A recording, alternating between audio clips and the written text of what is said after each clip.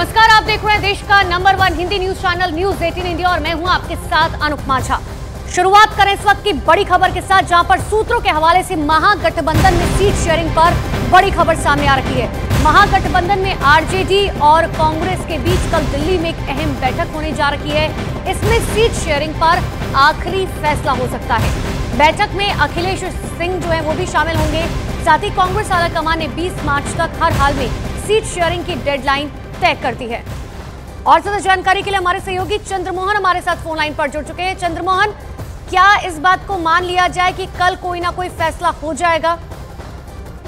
बिल्कुल, देखिए, महागठबंधन में सीट शेयरिंग को लेकर जो बिहार के सीट शेयरिंग की बात हो रही है उसमें आरजेडी 30 से कम सीटों पर चुनाव लड़ने के लिए तैयार नहीं है और 10 सीटें जो हैं वो लेफ्ट और कांग्रेस के लिए दे रही है, जो कांग्रेस को मंजूर नहीं है। और यही वजह है कि अब तक महागठबंधन में सीटों का बंटवारा नहीं हो पाया है। और इसी को लेकर कल दिल्ली में एक अहम बैठक होनी है जिसमें कांग्रेस और आरजेडी के वरिष्ठ नेता मौजूद रहेंगे और साथ ही अखिलेश सिंह जो बिहार कांग्रेस के प्रदेश अध्यक्ष हैं वो भी उस मीटिंग में मौजूद रहेंगे। और कांग्रेस की तरफ से साफ तौर पर यह कहा गया है आलाकमान की तरफ से कि 20 मार्च तक किसी भी हाल में सीटों के बंटवारा तय हो जाना चाहिए। अगर नहीं होता है तो भी इस पर फैसला लिया जाएगा कि आगे क्या निर्णय होगा। क्या आरजेडी 30 सीटें से कम पर नहीं चुनाव मैदान में जाएगी और कांग्रेस कितने सीटों पर चुनाव मैदान में जाएगी, इसका फैसला कल तक हो जाना है, जो जानकारी मिली है उसके मुताबिक। और अगर फैसला नहीं होता है तो दोनों पार्टियां अपने तरीके से स्वतंत्र है चुनाव मैदान में जाने के लिए, क्योंकि चुनाव के तारीखों का ऐलान हो गया है और ऐसे में अब तक महागठबंधन में सीटों का बंटवारा नहीं हो पाया है।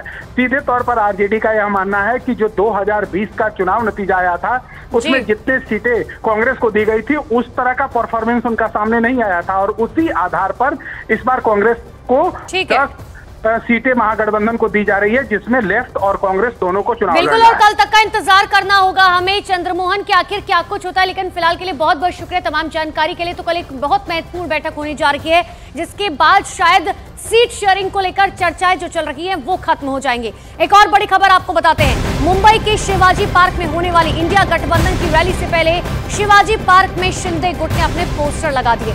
शिंदे गुट ने सावरकर के सम्मान में ये पोस्टर लगाए और पोस्टर के जरिए शिंदे गुट ने इंडिया गठबंधन पर तंज करने की कोशिश की, क्योंकि इंडिया गठबंधन के नेता सावरकर पर कई बार सवाल उठा चुके हैं।